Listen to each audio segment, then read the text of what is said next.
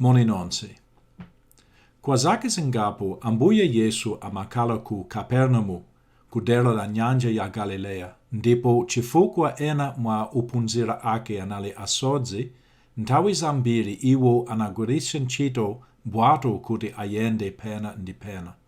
Marko amatiuza za ulendo umodzi wa pabwato kumapeto kwa chapter 4 cha utenga wake wabwino, ndipo iye amatiziwitsa za zinthu zitatu zimene zinali zazikulu kwambiri.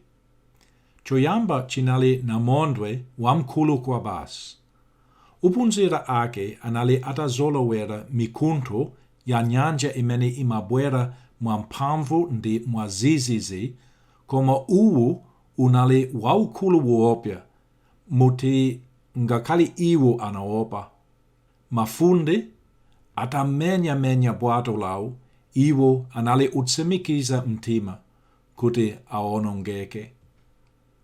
Pamene bwato linali likuzaza ndi madzi, ophunzirawo anadabwa kuti Yesu anali mtulo kumbuyo kwa chombo, naganiza kuti iye anali osazindikira kuti ali pa ngozi. Ophunzira atamudzutsa Yesu, iwo anafuwula, "Aphunzitsi, kodi simukusamala kuti timira?" Yesu atalamulira, "Jet, khala bata." Mphepo ya mkuntho inaleka ndipo panali bata kwa basi. "Muli ndi mantha chifukwa chani?"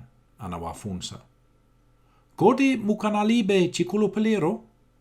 Anali asanaonepo konse mphamvu yotero. Atayamba kuzindikira kuti anali pamaso pa mlengi wa zonse, koma atangokayikira mphamvu yake ndi chisamaliro chake, anagwidwa ndi mantha kwa basi. Iwo anaopa kwambiri kuposa momwe anali akuopa pa nyanja yolusa ija. Ambuye Yesu anabwera pansi pano kudzachita mtendere. Mtendere ndi Mulungu. Mtendere mitima yathu. Anatero osati pakungolankhula kwa namondwe monga anachitira ku nyanjako, koma monga Baibulo likunena, kudzera magazi ake ukhetsedwa pa mtanda. Iye anakumana ndi mphepo ya mkuntho ya chiweruzo cha Mulungu chifukwa cha uchimo, cholinga chakuti ife tikhoza kukhala ndi bata wangwiro wa mtendere wa Mulungu.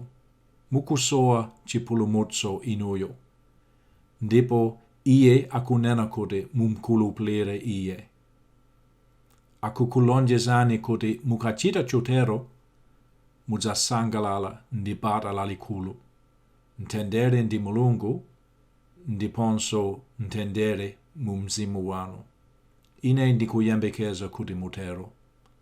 Chisankho china ndi muyaya wa mantha waukulu, chifukwa amantha ndi osakhulupirira malo awo azakhala nyanja ya moto wa sulfur mutentha.